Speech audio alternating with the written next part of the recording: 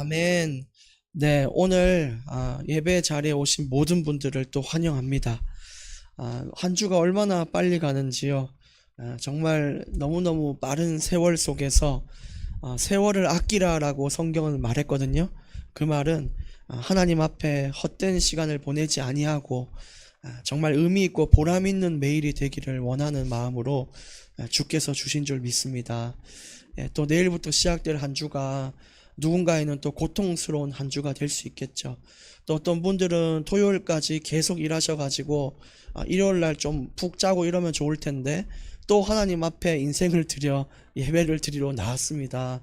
여러분 정말로 이 모든 것들이 하늘의 상급으로 주께서 허락하실 줄 믿습니다. 오늘 말씀의 제목은요, 성도를 대하는 태도입니다. 디모데 전서는 목회서신이라고 불리는데 목회자들이나 교회의 지도자들한테 야, 교회는 이렇게 다스리는 거야 라고 가르쳐주는 지침서가 목회서신이에요. 그게 디모데 전서입니다. 근데 여기서 있는 원리와 교훈들이 목사만 알아야 될 게 아니라 우리 모두가 알아야 될 교훈이기 때문에 제가 오늘 가지고 와서 이렇게 말씀을 드리는 것이죠. 우리 지난 주까지 계속해서 드리는 중요한 키포인트가 허무하다 이런 얘기를 했어요. 그죠? 뭐 돈 벌어도 사실은 죽으면 끝이고 건강은 시들고 예뻐봤자 늙으면 그냥 늙은 예뿐이고 뭐 이런 거잖아요. 다 이런 거예요. 왕이 됐던 솔로몬 왕도 다 가져보니까 헛되다고 이렇게 얘기하잖아요. 그런 것처럼 자꾸 그런 얘기를 하니까 뭐 저희 교회는 그렇지 않지만 어떤 교회에서는 그런 허무한 얘기를 하면 우울감과 상실함을 좀 느끼는 성도들이 있어요.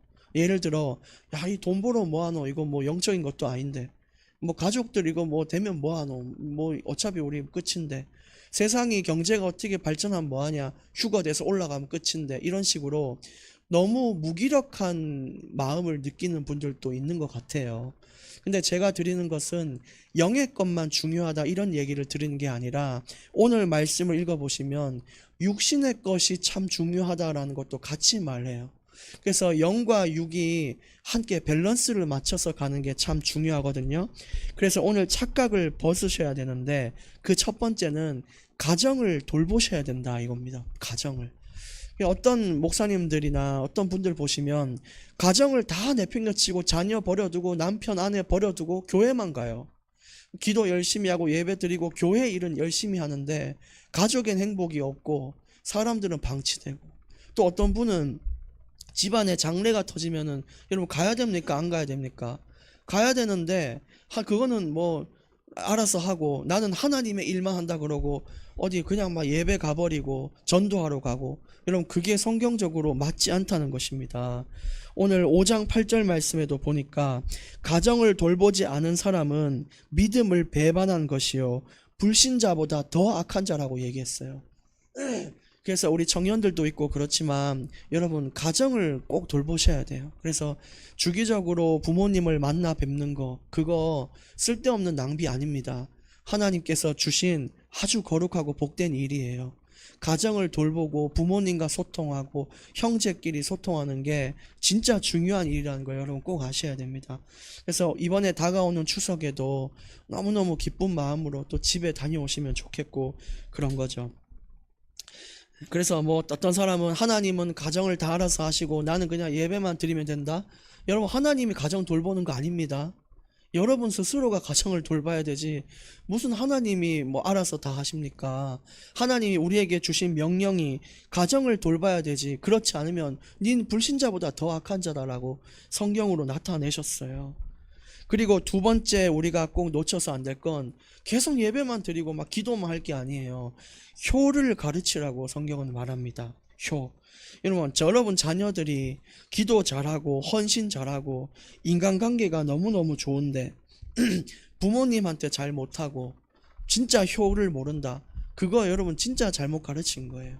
하나님이 주시는 말씀대로 우리가 살지 않은 거예요. 그래서 오늘 이야기처럼 효를 가르치고 이런 거 교회의 사명이고요, 여러분의 진짜 몫이에요. 그 다 부모 책임이란 말이에요. 근데 자꾸 영적으로만 치부해서 뭐 기도 열심히 하면 그냥 되어지고 전도 열심히 하면 되어진다, 그렇게 얘기한 적이 없어요. 너무 영적인 것만 추구하지 마시고 말씀을 전반적으로 지킬 수 있는 자가 돼야 된다는 것입니다. 그래서 허무함, 회의감에 빠지지 마시고 진짜 우리가 살아가는 모든 순간이 소중하고 필요한 순간이다라는 걸 아셔야 돼요. 내가 지금 예배 드려야 되는데 지금 이게 뭐 하는 짓이냐? 그게 아니라 그 순간이 필요하다는 것입니다. 자녀와 함께하는 시간, 내가 직장 가서 돈 버는 시간 필요하다는 거예요. 그래서 서론 세 번째 보시면 생계에 대한 책임도 데살로니가 후서 3장 10절에 말씀을 하셨는데 어느 정도로 노골적으로 얘기하셨냐? 일하기 싫으면 먹지 마라 이렇게 얘기를 했어요. 그만큼 경제 활동도 허무한 게 아닙니다.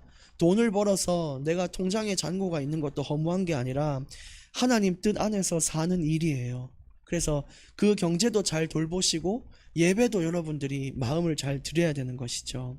근데 언제 이런 것들이 헛되냐? 왜 자꾸 헛되고 헛되다라고 이야기를 하냐? 그럼 돈 벌지 말란 소리냐? 인간관계 필요 없냐? 세상 사람들 버리고 교회에만 올인해야 되냐? 그 헛됨이 어디서 나오냐면요. 제일 중요한 10계명의 1계명을 놓쳐서 그래요. 뭐냐?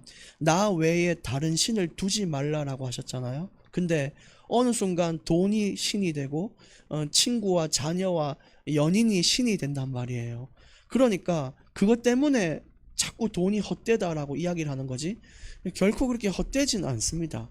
그래서 하나님을 최우선시 둔다면 경제활동과 만남과 가족끼리 여행 가는 거 모두 의미 있다라고 말씀을 드리고 싶어요. 그래서 이 부분을 참고하셔서 오늘 본론 메인의 말씀을 드립니다. 앞으로 여러분이 계속 신앙생활을 하시고 할 때 공동체로서의 신앙생활이 없으면 그 올바른 신앙생활 아닙니다. 모이기를 패하지 말라, 모여서 서로 떡을 떼며 찬양하라, 이것처럼 공동체가 모이는 게 진짜 올바른 신앙생활이에요. 그래서 집에서 혼자 예배 드리시는 분들도 있고 그런데 여러분 그게 올바른 예배가 아니라는 걸 꼭 기억하시고 꼭 모임의 장소로 나아가실 것을 적극적으로 권해드립니다. 그래서 이제 교회에 가면 성도들을 어떻게 대해야 되냐, 오늘 첫 번째는 아버지처럼 늙은 남자를 대하라 이렇게 얘기하고 있어요. 교회에 나이가 드신 분들을 어떻게 대하라고요? 아버지를 대하듯이 대하는 것이 맞다. 공동체는요 원래 좀 평안해야 되고 한 마음이 돼야 되고 서로를 위할 수 있는 교회가 돼야 돼요. 그 눈빛만 봐도 그 애잔함이 느껴지고 기쁨이 느껴지고 그런 어떤 전우애, 여러분이 전우애가 어떤 건지 아세요? 군대 간 남자들이 정말 느끼는 건데 엄청난 고생을 함께 하면요 그 사람이 애틋해요. 진짜 엄청나게 힘든 거를 같이 하면은 그런 마음이 생겨요. 그것처럼 여러분 지금 예수님을 믿는다는 이유로 핍박받고 교회 헌신하고 여러 가지 고통이 있는데 그런 것들을 함께 하니까 우리가 얼마나 더 애잔한지 몰라요. 그런 전우애를 가져야 되는 게 교회거든요. 그래서 아버지처럼 대하는데 목회자도 뭐 제가 나이가 연수하고 이래도 제 권한이 뭐냐, 나이가 많든 적든 저는 틀린 것을 틀렸다라고 얘기할 수 있는 권한이 있어요. 그래서 나이가 뭐 70이든 80이든 그렇게 하시면 안 된다라고 제가 어떨 때는 훈계도 하고 해야 되는데, 근데 중요한 것은 오늘 얘기했잖아요. 꾸짖지 말고 권하라라고 이야기했어요. 왜냐? 내가 아버지에게 아버지 그러시면 안 돼요 라고 얘기할 수 있잖아요. 그럼 그건 아버지를 가르치는 게 아니라 사랑하는 마음으로 권하는 것처럼 내가 성도들도 나의 소유물로 여겨서는 안 되고 부드럽고 사랑스러운 마음으로 권할 수 있어야 되는 거, 그게 목회자의 자리고 여러분이 대해야 될 마음이라는 거예요. 특히 늙은 여자는 어떻게 대해야 되냐, 오늘 5장 2절에 어머니처럼 대하라. 제가 영주에 처음 가서 교회를 맡았을 때 제가 이걸 보고 시작한 게 차량 운행이었어요. 교회에 집사님이 오셨는데 이분이 너무 교회를 사랑해요. 너무 예배를 사모해요. 근데 여러분 이걸 기억하세요. 이게 조건이었어요. 교회를 사랑하고 예배를 사모하는 늙은 여자 집사님이었어요. 그러니까 여기서 왜 제가 그랬냐, 이분이 교회를 오는데 택시 타고 내려서 버스 갈아타고 거기서 걸어서 또 온다는 거예요. 그러면 하나님 제가 할 수 있는 게 뭡니까? 말씀대로 살아라면서요. 제가 이분이 내 어머니라면 내가 어떻게 하겠느냐 그걸 생각한 거예요. 그랬더니 여러분 어머니가 버스 2번 갈아타고 오면은 여러분 운전하지 않겠습니까?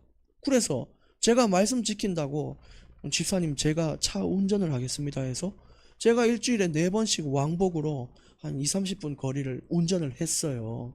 그것처럼 여러분 성령대로 사는 것은 즉흥적으로 내가 할 수 있는 작은 일이라도 하는 거거든요. 그게 공동체를 살리는 일이라고 저는 굳게 생각을 합니다. 그래서 이렇게 우리가 성도를 대해야 되고, 세 번째, 젊은 여자를 대할 때 중요한데, 물론 젊은 남자 이렇게도 볼 수 있습니다. 자매처럼 대하라. 근데 여기에 깨끗하게 대하라 이렇게 돼 있어요. 교회에는 남녀가 같이 있다 보니까 성적인 문제들 또 이런 잘못된 일들도 많이 일어나요. 근데 오늘 성경은 깨끗하게 진짜 내 자매, 여러분의 남매, 형제처럼 대하는 것이 중요하다는 것입니다. 특히 어떤 게 중요하냐? 가정이 있는 사람은요, 더더욱 이 여성이나 남성에게 선을 둘 필요가 있어요. 그래서 목회자가 사실은 여자를 만날 수 있는, 남녀를 만날 수 있는 명분이 뚜렷하거든요. 아니 사역한다 그러고 만나면 되지 않습니까? 근데 그 만나는 것을 너무 잘못 이용해서 너무 자기의 사리 사욕을 채우는 사람들이 많았고요. 그래서 계속 뉴스가 나오는 게 목사들이 욕먹는 이유가 그런 거거든요. 이런 것들을 목사뿐만이 아니라 모든 성도가 주의해야 됩니다.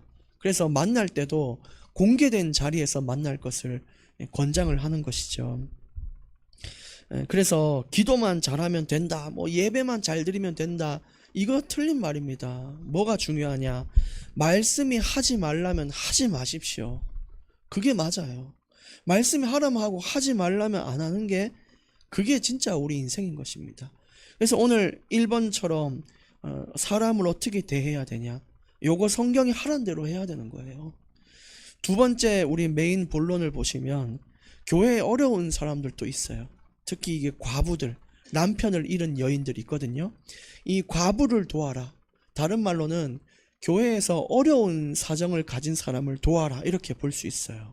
근데 이것도 기준이 있습니다. 왜 기준이 있냐면, 아까 제가 왜 그걸 강조했죠? 교회를 사랑하고 예배를 사모하는 집사님 이어서 제가 차량 운행을 했다고 했잖아요.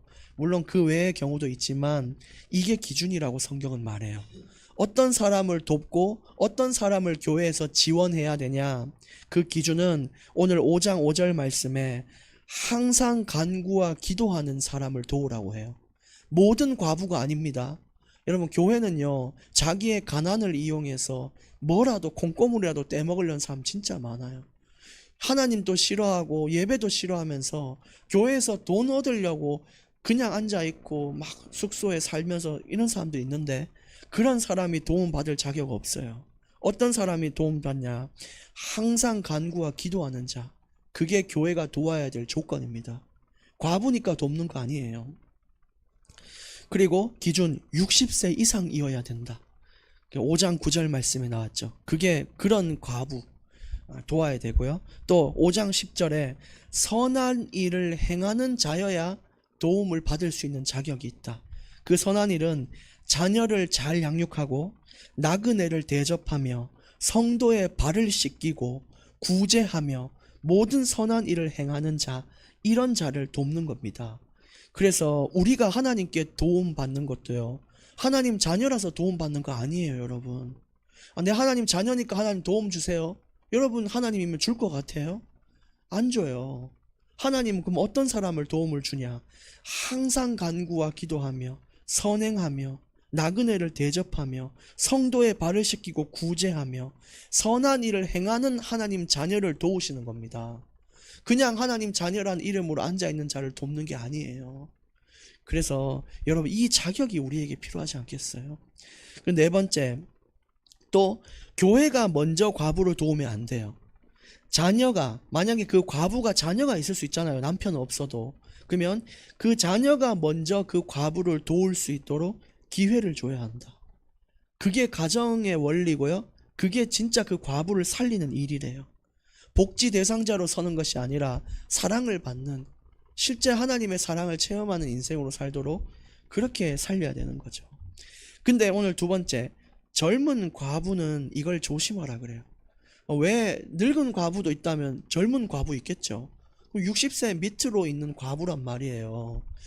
그 과부가 왜 중요하냐면 과부가 되면 60세가 안 넘으면 지원을 못 받아요. 근데 단 내가 이 교회를 위해 평생 헌신하겠다라고 명부에 이름을 올리면, 헌신하겠다 약속을 올리면 교회의 지원을 받을 수가 있어요. 근데 그러면 그 약속을 지켜야 됩니까? 안 지켜야 됩니까? 지켜야 되죠. 근데 아무래도 이제 젊고 혈기왕성하고 이러다 보니까 정욕에 빠져서 안 돼, 난 남자 만나고 교회 이제 안 가, 이렇게 하는 여자들이 있다는 거예요. 세상에 눈을 맛보고 저게 더 좋다 여기면 교회 뭐 이런 거 없어요. 예배 이런 거 없어요. 그래서 결국 자기 멋대로 산다는 거죠. 그러면서 어떤 과부는 교회에 지원받으면 교회에 도움은 못 돼도 문제는 만들면 안 되잖아요. 근데 꼭 교회에서 그런 사람들이 쓸데없는 말을 해서 막 교회가 나한테 이것밖에 안 해준다, 어떤 집사가 네 욕을 그래 하더라, 어떤 사람이 교회를 그렇게 하더라, 얼마나 교회를 파괴하는지 몰라요. 이런 젊은 과부, 결국 이 과부란 말을 빼면은 젊은 성도 이렇게 얘기할 수 있고요, 모든 성도 이렇게 얘기할 수 있어요. 이걸 조심해야 돼요. 그래서 오늘 5장 14절에 차라리 교회에 헌신을 약속하지 말고 시집 가서 아이 낳고 그렇게 살아라, 이렇게 얘기해요. 그만큼 우리가 하나님께 드리는 고백이 중요해요.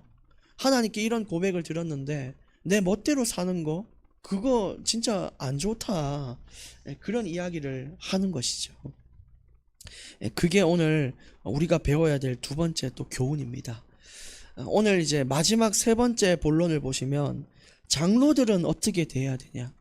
목사도 장로인 거 아시죠? 여러분, 목사도 장로에 부릅니다. 그 목사 장로고, 또 현장에 있는 현장 장로가 우리가 아는 그 장로님들.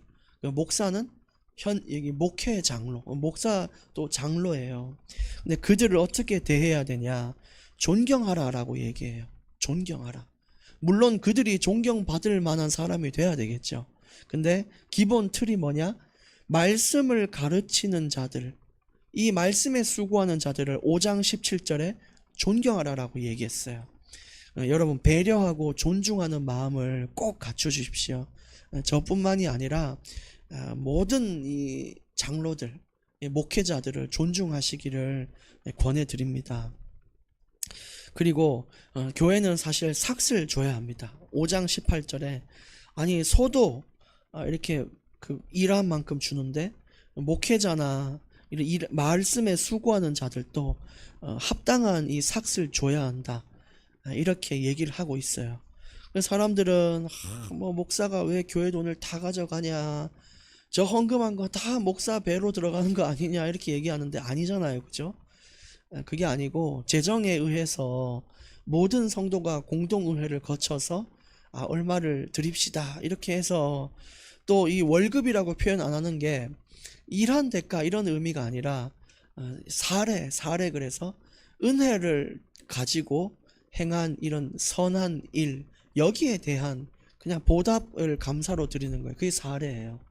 여러분, 이런 것들을 꼭 기억해 주시고, 그 다음에 세 번째, 고발을 할 경우가 있죠. 여러분, 교회에 보면은 목사에 대한 그 뒷말이요, 정말 많습니다. 정말 많아요. 아시는 분들은 아시죠? 누명 씌우고 오해를 만들고 공격하고 뒷말하고 너무너무 어렵게 만들어요. 자기 입장에서 전부 얘기를 하는 거죠. 근데 두세 증인을 데리고 와서 이야기해라, 이렇게 얘기해요. 그만큼 자기가 생각하는 거 그러지 말고 주변 사람들과도 다 얘기해보고 그 사람들 의견이 다 맞으면 실제 그 목사 잘못된 거잖아요. 그러면 얘기를 할 수 있지만 자기 혼자 그렇게 생각하고 뭐 그렇다고 그럼 그건 진짜 아닌 거거든요. 그래서 그러면 안 되는 거예요. 그 다음에 이제 교역자의 권한에 대해서 우리 알지만 이해를 못하죠. 범죄한 자들이 교회 안에 있겠죠. 예를 들어 교회를 분란하거나 이런 사람들, 아니면 실제 형사범죄, 뭐 도둑질하거나 뭐 간음하고 이런 사람들이 있어요. 근데 원래 교회에서 진짜 할 수 있는 게 뭐냐면 재판이에요. 그래서 예를 들어 제가 이제 목사다 치면은 누구 지원 성도 이번 주에 이렇게 그 재판하고 이렇게 질의하겠습니다. 그러면은 성도가 막 100명이든 200명이든 있잖아요. 그러면 자리에 일어나 가지고 그 200명, 300명이 보는 앞에서 잘못을 꾸짖는 거예요. 당신 그렇게 하지 않았냐? 하나님 앞에 회개해라. 같이 기도하고요. 모든 사람이 그 죄를 보는 거예요. 원래 그게 목사가 할 수 있는 권한인데 요즘 그렇게 하면은 그 성도 교회 떠납니까? 안 떠납니까? 떠납니다. 어디 가든 없어요. 그러면은 도망만 갑니까? 도망가면서 욕도 같이 합니까? 욕도 같이 곁들입니다. 도망에다가 욕을 곁들이는 거예요. 그러니까 실제 권한이 있어도 안 돼요. 교회에서 그게 안 돼요. 근데 여러분, 교역자가 당신 이렇게 하시면 안 됩니다, 이렇게 얘기하는 거에 대해서 물론 사람이니까 기분 나빠할 수 있지만 너무 거기에 대해서 기분 나빠하지 않기를 바랍니다. 왜냐? 하나님이 주신 뜻이고 말씀이고 권한인데 뭐 어떻게 하겠어요? 그렇지 않아요? 그러니까 꼭 그 부분을 존중해 주셨으면 좋겠고, 두 번째는 공평하게 하라 또 얘기를 했어요. 이 사람한테는 7일 해놓고 이 사람은 괜찮다 그러면 안 되겠죠. 이런 공평함이 있어야 되고요. 그 다음에 중요한 건 경솔히 안수하지 말라, 이게 중요하거든요. 여러분은 권사와 장로가 되고 싶습니까? 어떤 사람은 나는 그런 거 중요하지 않다, 그냥 하나님 자녀로 사는 게 중요하다, 이런 분들도 계시거든요. 물론 각자의 믿음에 따라 다르지만 장로 권사는 참 존중받을 일이고 복된 일이에요. 그러나 저는 정말 내가 하나님 앞에 드리는 집사, 이런 집사도 열 장로 부럽지 않다, 저는 이렇게 생각을 합니다. 근데 경솔히 안수하지 말라, 이 말은 진짜 장로와 권사의 그릇이 되는 사람이 돼야 교회가 안정적이거든요. 근데 이 성도도 못 품고 교회도 못 품는 사람이 권사 장로가 돼버리니까 교회를 세워야 될 사람이요, 박살을 내요. 박살을. 엄청 막 지도자 욕을 하고 교회 욕을 하고, 이 교회는 저래서 안 되고 이 교회는 이게 문제고. 여러분, 그게 문제면은 그걸 여러분이 도우십시오. 그게 맞지 않습니까? 어떻게 그렇게 합니까? 그래서 교회를 망치는 사람들이 너무 많아요. 저는 진짜 지혜 있고 헌신할 수 있는 사람이 권사 장로가 되는 것이 맞다, 이렇게 생각해요. 근데 이제 앞으로 우리 청년들도 그렇고 우리 계신 여기 집사님 성도님들도 그런데 나중에 장로와 권사가 되실 건데 꼭 그 그릇을 갖출 수 있는 분들이 되셨으면 좋겠습니다. 요즘은 왜 안수를 해주는지 아세요? 안수할 차례 됐는데 안 해주면은 교회에 있나요? 나가나요? 나갑니다. 참 희한하죠. 하나님 뜻과 말씀대로 하면 교회를 나가요. 여러분, 이건 진짜 아닌 거거든요. 결론 말씀을 드립니다. 첫 번째, 삶과 신앙 모두 은혜다. 영적인 것만 중요하다? 아니에요. 여러분의 삶이 하루하루가 매일매일이요, 너무너무 중요한 은혜예요. 헛된 것이 아닙니다. 여러분, 숨 쉬는 것도 헛된 게 아니에요. 다만 내가 하나님을 놓치고 하는 모든 것들, 그런 것들은 헛된 거예요. 하나님 없는 모든 것이 헛된 것인 거죠. 그래서 살아가는 모든 순간이 은혜입니다. 두 번째, 성도를 대하는 태도를 우리가 잘 갖춰야 되겠습니다. 이제 앞에 계신 청년들 있는데 이분들이 그냥 성도가 아니라 뭐예요? 자매고요. 여러분, 옆에 계신 우리 분들이 어머니, 아버지, 형제, 오빠, 남매, 이런 거예요. 그러니까 그런 마음을 가지고 사셔야 되고, 마지막 세 번째, 그릇을 준비하자. 장로의 그릇, 권사의 그릇 준비해야 돼요. 근데 여러분, 대단히 잘 해야 된다, 저는 그렇게 생각하지 않고요, 교회를 파괴만 안 했으면 좋겠습니다. 장로의 권한, 권사의 권한, 그 중직자의 권한으로 사람들을 흔들거나 이러진 않았으면 좋겠어요. 그게 최소한의 하나님을 향한 예의고요. 하나님께 마땅히 도움받을 그릇을 준비하십시오. 하나님은 어떤 사람을 돕죠? 하나님 자녀를 돕는다? 맞지만 틀렸어요. 항상 기도와 간구하는 자를 돕는다. 이게 중요한 것이죠.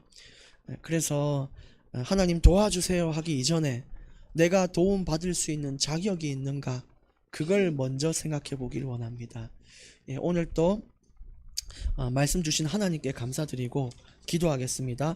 하나님 아버지 감사합니다. 우리가 행복한 신앙생활로 인도해 주셔서 감사합니다.